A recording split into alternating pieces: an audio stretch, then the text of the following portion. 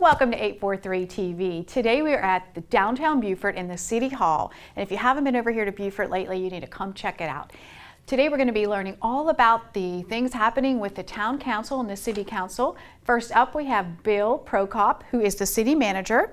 Next up we'll be hearing from our very own Mayor, Billy Kaiserling. And finally we have David Pritchard. He is new in town and he's the Director of Community and Economic Development. So stick around for this episode of 843 TV, where communities come to speak.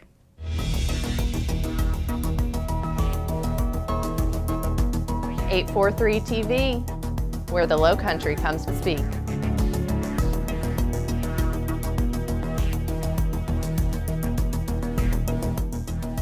TV, where communities come to speak. Welcome to 843 TV. We are at City Hall in downtown Beaufort, and we're going to be learning a lot of very important information about what's happening in the city of Beaufort. First up, we have Bill Prokop. He's the city manager, and we're going to be learning a lot that is very educational today. Bill, thank you for taking the time to be here with us today. Our pleasure. Thank you for having us. Now, recently you had a city council retreat. Not the retreat in the sense that it was a necessarily fun thing, but very informative, very educational. Let's talk about some of the things that were discussed. Sure. Our retreat is held annually, and it's a chance for the council to get together with staff to say, okay, what are the important issues that we need to be addressing for the next several years in the community. And our retreat was over the last 2 days. We basically took the plans and goals that we had established 2 or 3 years ago, refined them, and have now in the process of laying out, it'll probably end up being 6 or 7 major goals that the city wants to accomplish over a 2 or 3 year period. And obviously from work that we've already started, stormwater and handling rising sea levels and climate change, etc., is one of the major issues that we'll be addressing. But also the economic development initiatives that we have to be able to create more jobs that are good paying wages, and tied to that is affordable housing. Mm-hmm. It's not just limited to Beaufort, but we need affordable housing throughout the county and whatever we read throughout the state. And it's not just is this cheap housing, but is it housing, whether it's for teachers, policemen, firemen, our public works workers, and just the average person, because there just is a shortage of housing. And so that's what our retreat is to lay out the goals that we want to accomplish. And right now, in fact, today and the next week, we'll be refining those, and that will go right into our budget process as to what are the important things that need to be addressed. And that's always the fun part. So let's share how you expect some of these initiatives to go into your budget coming up. Well, some of the initiatives, for example, the stormwater, we just recently bonded in $6 million to start addressing stormwater in the Mossy Oaks region, and we're doing plans. We know that we have 9 major areas that we have to deal with. It's all not going to happen in the next year, but it's probably over the next 3 to 5 years. So that, what are the critical areas that we have? What growth can we project? We are looking at right now overall in the city, we're projecting about a 2.5% growth from revenue. And that's because of state laws and requirements, we can't just go say, okay, we found a new revenue source that we're going to charge something for. So the growth of revenues with the projects that we have to balance. So as we go through the budget process, we will have priorities as to what we need to get done. But again, from the retreat and from our budget, we really want to, A, take care of stormwater, but B, address the affordable housing shortage, because if we do get new companies, which we believe will be coming to our area, they need to have workers. Yes. The workers need to be living here, not commuting an hour to get to work. So, and be able to afford to live here, of course. There is the key word right there. Exactly. So that's what our major emphasis. And we've been talking about your planning for the last few years. We've been coming here and doing the show, and I have to say, you all have done a wonderful job with the streetscape and everything here. So I live in the county, just in the other side of the county, but if people haven't been to Beaufort lately, you need to come over and see that you all are really working hard and well to beautify this area and put all these things into place. So you had another little project, if you will, called Beaufort 2030 Lab. What in the world was that? We decided about a year ago that we needed to start looking a little bit more long-term. Our budget, we try to do our budget on a 2 to 3 year cycle, but we said, okay, what do we really want Beaufort, what does the community want Beaufort to look like? And we picked 2030. Could have been 2040, but we picked 2030. What we did is we brought in one of the leading futurists in the US out of Wisconsin, a woman by the name of Rebecca Ryan. And she led us for 2 days. We met in January, and then we met again in February for full days. And what we did is tried to involve a cross-section of the community.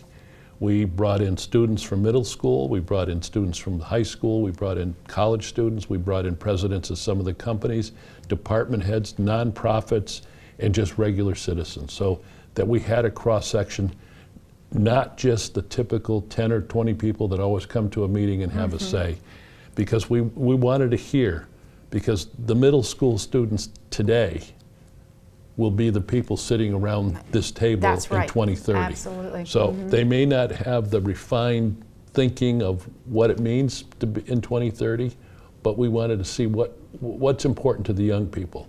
We need to look at everything that we're doing. What type of activities are we providing in our parks? Because, you know, this area has been known more as a retirement community. Right. But now we're seeing the colleges expand. We're seeing more vitality in the downtown happening. We had 3 new stores open in the last couple months. So we have to start to adjust. And from this lab, the leading things which I have right here that came out of the lab were the concerns of, as I said, these 94 peoples. First of all, increase the number of affordable housing units, which we've talked about. Increase diverse career opportunities, so a student can go from high school to college and then want to stay here because there's something to do. Increase the retention of locally trained students, as I just said. Also, a thing that popped up that we weren't really that familiar with was addressing the childhood poverty that's going on in our area. Attract and retain talent in healthcare and teachers in the educational side. We need to collect good data in measuring our metrics and are we being successful, and really to improve our collaboration with in our whole community, whether it's between the city and the county, the different municipalities, et cetera, because, you know, affordable housing or poverty doesn't stop at city lines. Right. And on that note, there's a lot to talk about there. We need to take a break. So you all stay right here. We're going to be back with more 843 TV from City Hall.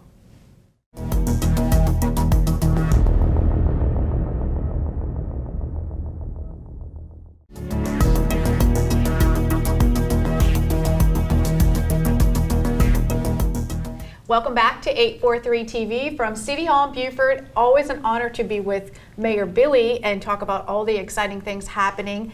Mayor, it's good to see you. Good to be here. You're looking well as usual, and lots happening here we're going to talk about today. The word vitality comes to mind when you come to Beaufort. Right. At least when you come down Boundary Street, see the new park. That's an exciting word.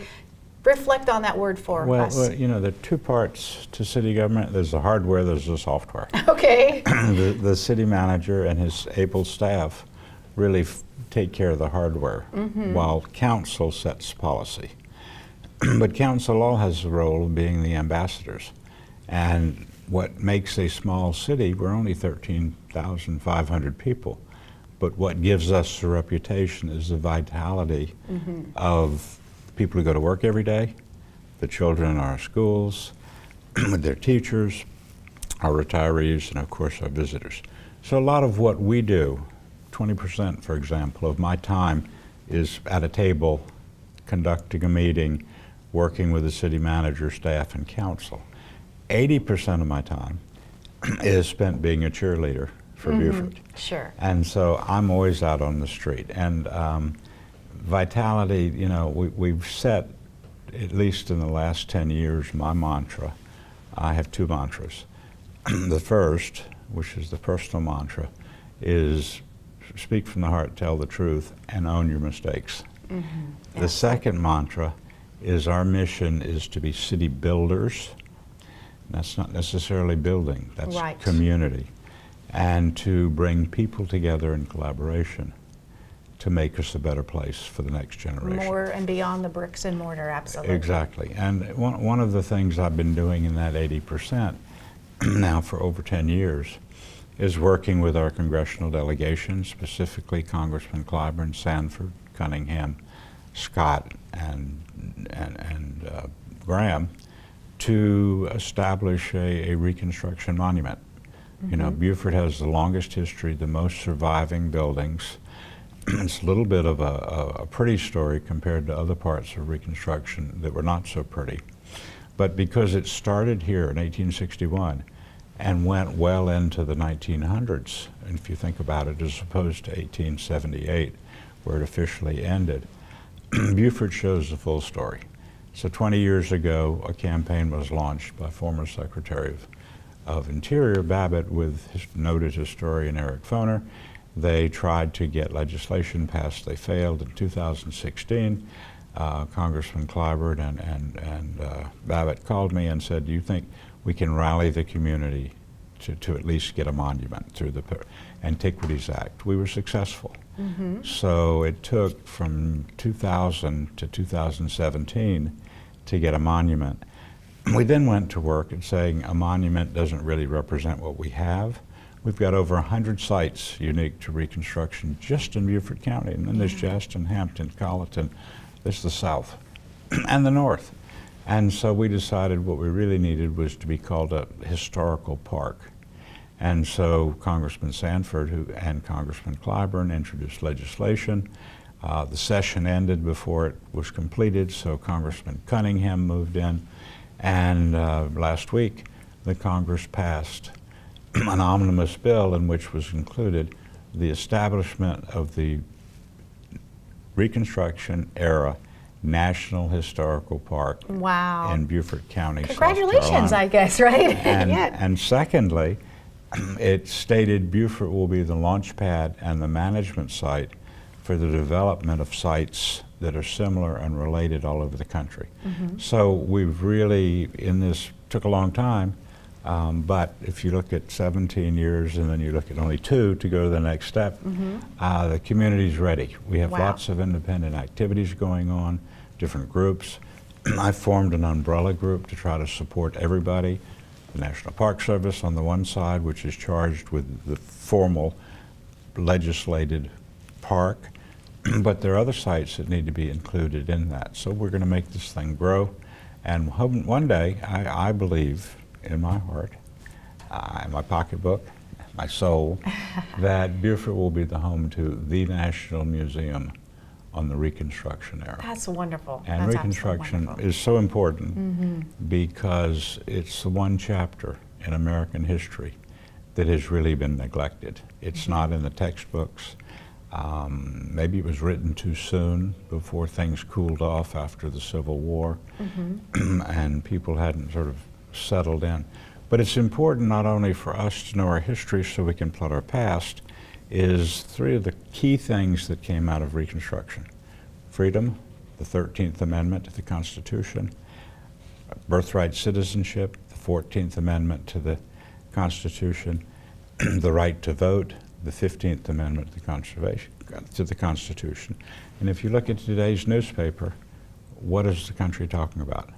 Birthright citizenship, Yeah. the right to vote, Absolutely. and economic justice and freedom. Yes. So we believe that by teaching our kids and engaging our community, there are a lot of lessons to be learned that can help us carve out a better future and smooth out a lot of the disorganization. Wonderful educational stuff, and we appreciate you sharing your heart and your soul for what you want to What about my have wallet? What become about my of wallet? Beaufort. Absolutely. So you all stay right here because we're going to be back with more 843 TV.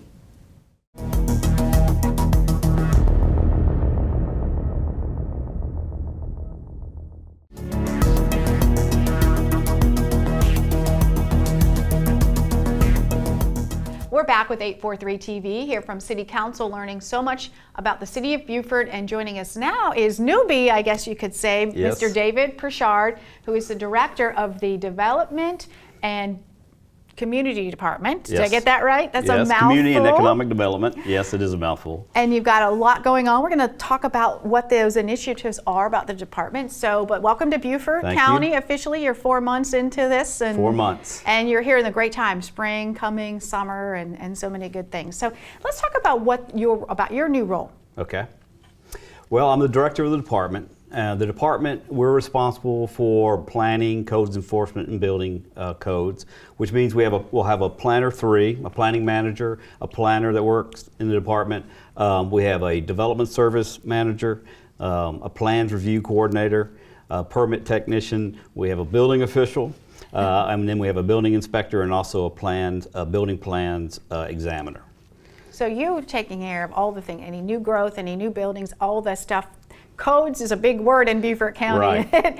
and elicits a lot of different reactions. So what type of initiatives and responsibilities are you working on now?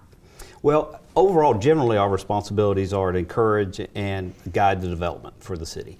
Also, we're a technical resource for the citizens and the administration and for the elected and appointed officials. And then also we have stewardship of the comprehensive plan, the city's comprehensive plan, the zoning code, and also the building code. And so the major initiatives that we have going on right now is that we're about to update the comprehensive plan. Mm-hmm. And the comprehensive plan is kind of it's the overarching planning document for the city. And so in that, we do a current assessment of where we are in the city. We look at land use, transportation, cultural resources, the natural environment, capital improvements. We assess where we are there. We determine where we want to go as a city, what's important to us, and then we have objectives for the entire city. And that kind of sets the tone for all our future development decisions for the city. Also, we're about to have a quarterly review of our zoning code, which we do to make sure that the zoning code is what we want it to be and that it's in accordance with the comp plan. So those comp plans, kind of the big, broad goals, kind of the holistic. We looked at everything, all how things fit together. And then the zoning code is specific rules to accomplish that. Sure. And so every now and then, well, I'd say every now and then, 4 times a year, the City of Beaufort does a review and makes any changes it feels it's necessary. Can you tell us or share any about some of those initiatives that are on your comprehensive plan? Can you take a peek into that for the viewers and tell us what you might be working on there? So one of the things we'll look at, like for land use, will be where we have certain types of land use. In general categories, we're looking at residential, where you want residential, where you want commercial, where you want industrial, and how those fit together. And the key thing there is to try to deconflict and not have any where you're creating nuisances for different landowners. And what's most efficient as far as how that fits in with transportation and where it goes, and because we're worried about generating traffic on roads that maybe already have a lot of traffic on them. So all those type of things will be kind of considered in the land use. And one of the things I'm hearing since I've been here is that a lot of people are concerned about the environment. They want to make sure they protect the beauty of Beaufort, but also they're worried about climate change or perhaps sea level rise. And so we'll need to look at that as well. I know the previous comp plan, which was done in 2009, did look at sea level rise, but we'll take another look and update all that kind of data as well. You mentioned then 2009. How often is that comprehensive plan looked at and reviewed? So it's in 5 years it's reviewed, and then to see if there's any necessary changes, but then 10 years it has an update. So Okay. Not that you wouldn't update it in that 5 year if you felt it was necessary, but you look at it at 5 years and definitely update in 10 years. And so we're due, the last one was 2009. In 2014, we kind of had a slight update with the Civic Master Plan, which is kind of an addendum to the comprehensive plan. And so now it's time for the overall entire plan to be updated. For residents in the community, if they have some concerns or issues, is there a way that they can directly get involved with this committee? How do you choose who's involved? Yes, so at any time, anybody can call me and I'll ask any questions about the comp plan, but we'll also have public engagement. So we'll have meetings where we get with the public and they tell us what's important to the city, and we'll keep them up to date on where we are on the progress of the plan.